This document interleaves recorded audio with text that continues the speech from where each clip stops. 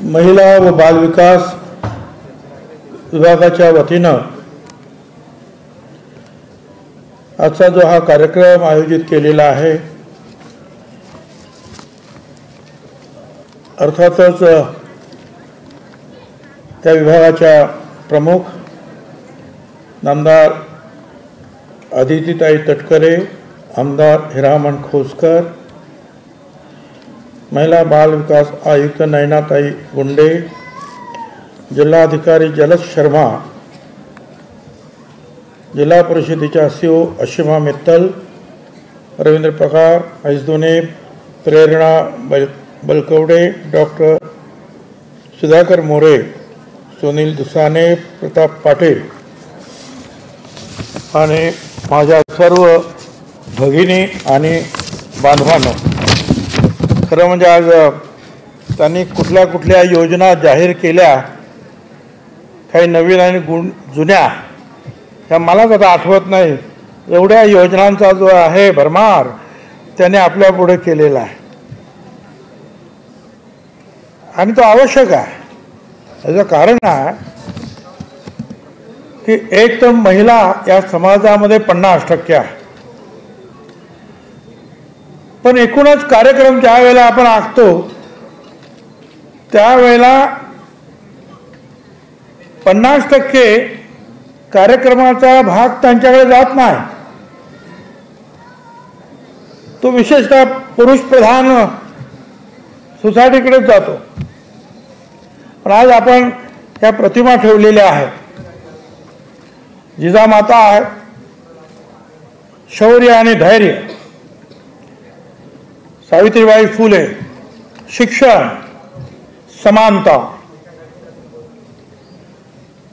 आणि अहिल्याबाई होळकर, श्रद्धा आणि लोकांच्यासाठी ज्या ज्या काही गोष्टी करायला पाहिजेत, घाट वगैरे बांधणं, मंदिर, त्यासाठी. तर हे सगळं पाहिल्यानंतर इतिहासामध्ये सुद्धा आपल्या महिलांनी खूप चांगलं काम केलेलं आहे. झाशीची राणी आणि देशभरामध्ये तर अशा अनेक महिला आपल्याला सापडतील की त्यांनी खूप चांगलं काम केलेलं. प्रसंगी त्यांनी लढाया सुद्धा लढल्या. तारा राणी त्या सुद्धा लढलेल्या. परंतु 5000 वर्षापासून ह्या आपल्या देशामध्ये महिलांना एक दुय्यम दर्जाची वागणूक आपण देत आलेलो आहोत. महात्मा फुलांनी तर म्हटलं होतं, शूद्राहुनी अतिशूद्र, अशी महिलांची परिस्थिती आज आहे. म्हणजे त्यावेळेला 150 वर्षापूर्वी. आणि मग त्यांनी ते काम हातात घेतलं की नाही, महिलांना शिकवायला पाहिजे, दलितांना शिकवायला पाहिजे, शिक्षण सगळ्यांचा अधिकार आहे, पुरुषांची जेवढे अधिकार आहेत तेवढे स्त्रियांचे सुद्धा आहे. आणि मग त्यासाठी काय काय केलं या सगळ्या मंडळींनी. सावित्रीबाई फुले असतील, त्यांच्याबरोबर मग फातिमा बेग होत्या, परांजपे होते, भवाळकर होते, इतर सगळे मंडळी होती, लहुजी वस्ताद साळवे होते. हे सगळ्यांनी जे काही काम केलं आणि आज आपण पाहतो आहोत या मंचावर सुद्धा अनेक महिला, कर्तबगार महिला बसलेल्या आहेत. त्यामधली ती एक महिला म्हणजे मंत्री, तिला तिच्या डिपार्टमेंटला प्रथम पारितोषिक मिळालं. आता सगळ्याच महिला कर्तबगार आहे, पण हे दुसरी महिला जी आहे अशिमा मित्तल, तिचा काल मला वाटतं चौंडीला, मला वाटतं कुठेतरी सत्कार केला मुख्यमंत्र्यांनी आणि उपमुख्यमंत्र्यांनी की उत्तम काम म्हणून. बरं वाटलं, कोणतरी चांगलं काम करता आहे आणि ते पण आपल्या जिल्ह्यात करता आहे म्हटल्यानंतर आनंद होणं स्वाभाविक आहे. आणि आपल्या लोकांचा हा जो मान सन्मान, त्याचं कौतुक आपणच करायला पाहिजे. अनेक योजना ज्या आता आपल्या पुढे आल्या, त्याच्यामध्ये राष्ट्रीय बाल स्वास्थ्य कार्यक्रमच्या ॲपचं अनावरण आहे, प्रात्यक्षिक आहे, अंगणवाडी केंद्राचं विद्युतीकरण पूर्ण झाल्याची घोषणा आहे, लाडकी योजना, धनादेशाचं वाटप, रुपे कार्ड, ई पिंक रिक्षा, अनेक कार्यक्रम.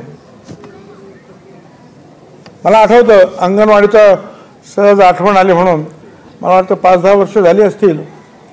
हे आमच्या अंगणवाड्या, मी पालकमंत्री होतो आणि मला काही कल्पना नव्हती अंगणवाड्या कशा. पण मला अनेकांनी सांगितलं अंगणवाड्या म्हणजे झाडाखाली बसतात आणि पाऊस आला ऊन आला की सगळी गडबड असते म्हणे, आणि तिकडे शिकवायचं जायचं की झाली अंगणवाडी. मला अशी कशी काय अंगणवाडी? आम्ही म्हणतो ही लहान मुलं, ही भारताचं भवितव्य आहे, भविष्य आहे, हे असं. आणि मग वर्षाकाठी तुमचं जे काय सगळे पैसे ज्या सगळ्या खात्यांचे उरतात ते जवळजवळ 40 कोटी रुपये उरले, ते सगळेचे सगळे सांगितलं फक्त अंगणवाड्यांना देऊन टाका. आणि ते ज्या जास्तीत जास्त, मला स्वतः 2,500 अंगणवाड्यांना त्यावेळेला आम्ही ते म्हणजे चांगल्या प्रकारचं एक मॉडेल तयार केलं होतं आणि ते पुरवलं. आमचं लक्षच नसतं कधी कधी, फक्त अंगणवाड्या झाल्या एवढं खरं. आपण ही एवढी लहान लहान मुलं, त्यांनी काय शिकायचं पावसामध्ये आणि उन्हामध्ये. पण तुम्ही एक चांगलं काम केलं. तुम्ही आज सगळ्यांना त्याचं विद्युतीकरण केलं, सगळ्यांना निश्चितपणे जे आहे चांगले वर्ग उपलब्ध झाले. आणि आता तो 3D वगैरे तुम्ही नवीन काहीतरी एक आणलेलं आहे. त्यावेळेला सुद्धा जे आम्ही असंच प्री फॅब्रिकचं जे आहे काही तयार केलं होतं की ताबडतोब जे तयार होतील म्हणून. तर ह्या सगळ्या गोष्टी आपण मुलांची काळजी घेतली पाहिजे लहानपणापासून. मुलं असतील, मुलांचे जेव्हा म्हणतो तेव्हा मुलीसुद्धा आल्या. आता तुम्ही म्हणा फक्त मुलांची, असं नाही, मुलं आणि मुली ह्या दोघांची काळजी जी आहे आपण पूर्णपणे जी आहे घेतली पाहिजे. आणि अतिशय चांगलं काम आपण हे केलं आहे. लाडकी बहीण ही सुद्धा योजना जी आहे, अडचणी आहेत, अडचणीतून जातात. नेहमीच आहे आपल्या घरात. आपल्याला एक पगार साधारणपणे जेवढा मिळतो, समजा एक 10,000 रुपये पगार आहे आणि नेहमीचा आपला खर्च कसं तरी आपण चालवतो. आणि त्याच्यामध्ये एकदमच असं काहीतरी आलं का महिन्याला जे आहे 4,000 रुपये जे आहे एखाद्या गोष्टीला खर्च करायचे, म्हणजे बाकीच्या गोष्टीला त्रास आहेच. पण हळूहळू जसं उत्पन्न आमचं वाढणार त्या प्रमाणामध्ये मग हळूहळू ज्या गोष्टी स्मूथ होतील, सरळ होतील. त्यामुळे काही वेळा जरा उशीर झाला, लाडकी बहिणीचे पैसे आले, अरे बाबा गव्हर्नमेंटचे पैसे कुठे जात नाहीत, ते निश्चितपणे येणार म्हणजे येणार. आणि आमच्या ह्या आदितीताई आहेत, त्या पाठपुरावा करत असतात, पैसे पैसे पैसे, लाडकी बहीण लाडकी बहीण, लेक लाडकी, पैसे जातातच आहे. बाकीचे मंत्रीसुद्धा मग यांच्या नावाने ठणाणा करतात की सगळे पैसे तिकडे गेले इकडे गेले. परंतु शेवटी जे आहे हे पैसे जे आहेत त्या महाराष्ट्रातील गरीब आपल्या महिला ज्या आहेत त्यांच्याच हातात जात आहेत. कुठूनही आपल्याला जेव्हा लोकांची सेवा करायची, ह्या गोष्टी इथून केली काय तिथून केली काय, पण आपण ती सेवा करत आहोत. म्हणून काळजी करायचं कारण नाही. सगळ्यांना पैसे हे तुमची काय लाडकी बहीण, हे सगळ्यांना पैसे मिळणार. आता ताबडतोब काही लोक म्हणतात पण 2100 कधी मिळणार? अरे अगोदर 1500 तर व्यवस्थित मिळू दे. ते व्यवस्थित मिळाल्यानंतर मग देऊ ना. जसं जे आहे उत्पन्न राज्याचं वाढणारच आहे, त्या प्रमाणामध्ये नंतर वाढेल. परंतु एक नवीन योजना आहे आणि त्या योजनेमध्ये कोणीही शंका कुशंका निर्माण करू नये असं मला नेहमीच वाटतं. मला मागे हे आमच्या मित्तल मॅडम आहेत, त्याने ते प्रदर्शन आपलं होतं बरोबर, हां सारस काय सारस म्हणून. अहो त्यांनी मला त्यावेळेला नाचणी असते, नाचणी आपण नाचणी कधी खातच नव्हतं खरं म्हणजे, गरिबांचं खाणं आहे. पण ती नाचणी मिळेल आणि त्याच्या काही काही गोष्टी ज्या त्यांनी करायला दाखवल्या. आणि आज तुम्हाला मी सांगतो अख्ख्या मुंबईमध्ये जास्तीत जास्त मागणी त्यालाच आहे, ह्या नाचणीच्या पदार्थांना.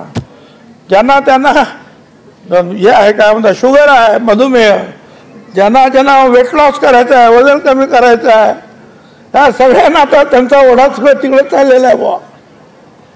पण तुम्हाला आणखीन एक गोष्ट मी मला सांगायला, ते कलाग्राम मला असं वाटतं का दिल्ली हाटच्या धर्तीवर आपण केलं. 105 तिथे स्टॉल्स आहेत. मला आधी तिला सांगायचं आहे, त्यांना सुद्धा मी सांगितलं ते स्टॉल जवळपास तयार आहे, फक्त साफसफाई करून काहीतरी 2-4 कोटी रुपये ते पण मंजूर केले होते आम्ही DPDC मधून. हे 105 स्टॉल्स जे आहेत हे तुम्ही ताब्यात घ्या. हे 5-7-8 वर्ष झालेले तसेच पडलेले आहेत. ते जाऊ दे, आता पर्यटन मंत्री वगैरे ते आता आहोत. मी पर्यटन असताना तेव्हा ते केलं, पण ते केलं होतं. तर ह्या सगळ्या ज्या गरीब महिला आहेत, वेगवेगळ्या आदिवासी समाजातल्या असतील, दुसऱ्या समाजातल्या असतील, कोण काय तयार करतं, कोण काय तयार करतं, कोण कलेमध्ये आहे, कोण चित्र काढतं आहे, वेगवेगळ्या ह्या सगळ्यांना जे आहे तुम्ही तिथे जर बसवलं तर एक मोठा बाजार मार्केट तिथं तयार होईल. आणि ह्या सगळ्या जिल्ह्यातला आणि इतर जिल्ह्यातलं सुद्धा भगिनी जे जे काही बनवतील ते त्यांना तिथे विकता येईल. पण त्यासाठी हे सगळं तयार आहे आणि 15 दिवसामध्ये ते सुरू करता येणार अशी परिस्थिती आहे. मी तुम्हाला सांगतो 15 दिवसामध्ये. पण कोणी लक्ष देत नाही. ते लक्ष जे आहे हे कलेक्टर आणि CO मॅडम यांनी ते लक्ष दिलं पाहिजे आणि ताबडतोब ह्या सगळ्या गोष्टी ताब्यात घेऊन, तसं तो मागे बोट क्लब 5 वर्ष पडला होता, अर्ध्या बोटी गेल्या होत्या, आता त्या परत आल्या. आता व्यवस्थित आता आपल्याला जर जायचं असेल तर लवकर चान्स लागत नाही, एवढा आता तिथे गर्दी आहे. तसं हे सुद्धा जे आहे ग्राम कला हाटचं आपण जे काय म्हणाल ते तुम्ही ताब्यात घ्या, त्या यांना देऊन टाका आणि मग त्याचं जे काय करायचं त्याच्यामध्ये तुम्हाला अडचण खर्च काही नाहीच आहे. गोरगरिबांना उत्पन्नच वाढणार आहे. अनेक नवीन उपक्रम ह्या महाराष्ट्रामध्ये उदयास येणार आहे. करा ते, खूप चांगलं काम आहे. आता मी मगाशी उतरलो तिकडे, बघितलं होतं रिक्षा सगळ्या गुलाबी रिक्षा. अरे म्हटलं चांगलं बरं वाचलं. आता हे सगळ्या मागच्या भगिनी आल्या होत्या, त्यांना म्हटलं तुम्हाला रिक्षा चालवता येते? सगळ्यांनी सांगता चालवता येते आम्हाला रिक्षा. आनंद वाटला मला. पण एकच आहे, त्या रिक्षा तुम्ही एक आणखी अट नाही टाकली, 8 तासाची अट टाकली, बरोबर आहे.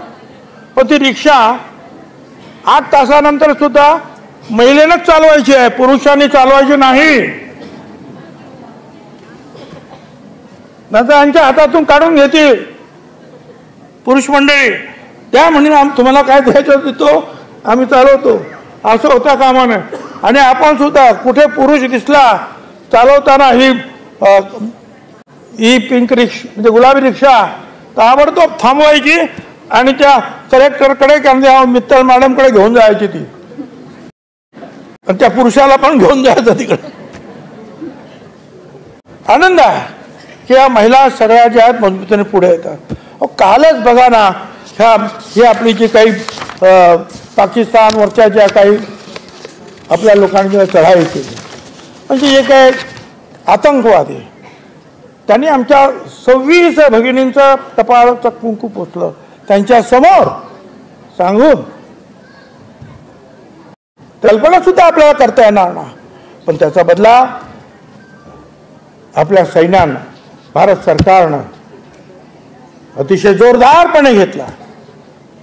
पण त्याच्यामध्ये सुद्धा मला काल आनंद वाटला त्या एका गोष्टीचा, की या सगळ्याची जी काही आहे पूर्णपणे माहिती देण्याचं काम सैन्याच्या वतीनं 2 भगिनी करत होत्या.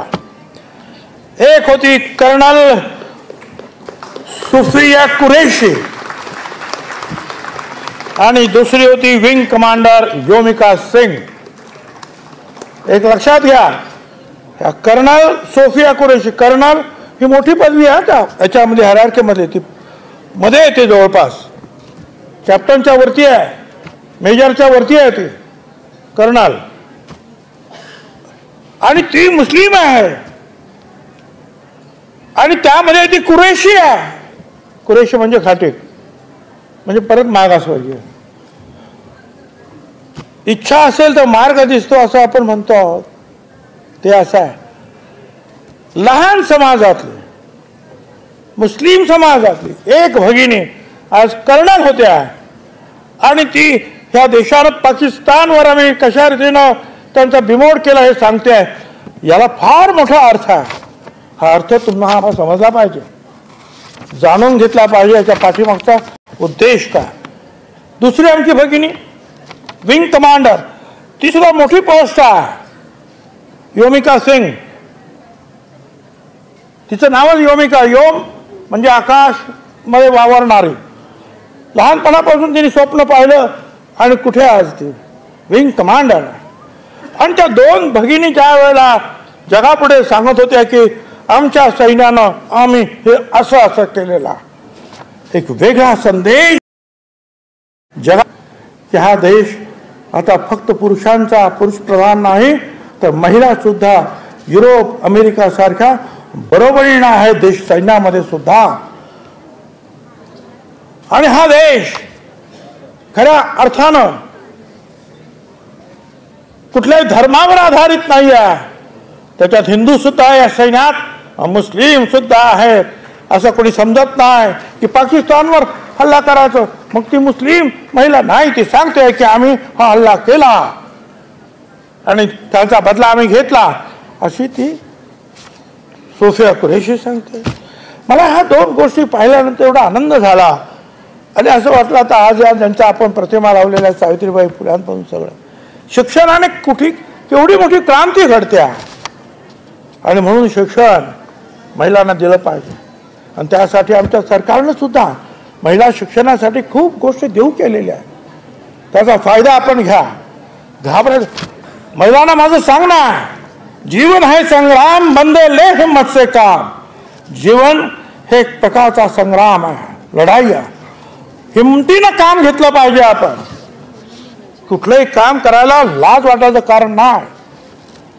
कुठलंही काम प्रामाणिकपणाचे काय काम करायचं आहे आणि आपण आपली उन्नती करायची, आपल्या कुटुंबाची उन्नती करायची आहे. त्याच्यामध्ये धैर्याने पुढे आलं पाहिजे.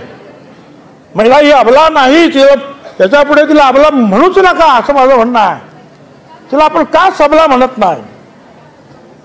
महिला या सबला आहेत असंच म्हटलं पाहिजे, अबला नाहीतच. आणि म्हणून त्यांचं हे सशक्तीकरण करण्यासाठी आदित्य तटकरे आमचं सरकार जे काम करत आहे आणि गेल्या अनेक वर्षाच्या ह्या कामाच्या माध्यमातून आज अनेक महिला आपण इथे चांगल्या पोस्टवर बसलेल्या दिसत आहेत. कोण IPS आहेत, कोण IAS आहेत, कोण सैन्यात आहेत, कोण मुख्यमंत्री होतात, कोण एकदम राष्ट्रपती होत आहेत. ही आनंदाची गोष्ट आहे. हे आदर्श आपल्या डोळ्यासमोर ठेवा आणि त्या आदर्शाप्रमाणे पुढे जाण्यासाठी महाराष्ट्र शासन कटिबद्ध आहे. आणि आदित्य ठाकरे सारख्या मंत्री महोदया तुमच्यासाठी या वेगवेगळ्या योजना घेऊन येत आहेत. त्याचा प्रचार आणि सगळ्यांनी केला पाहिजे. तो आपला पुरता न ठेवता गावातल्या खेड्यातल्या अनेक महिलांपर्यंत, घरांपर्यंत घेऊन जा. एवढंच मी या ठिकाणी सांगतो आणि थांबतो. धन्यवाद. जय हिंद, जय महाराष्ट्र. कोणीही जागा सोडा.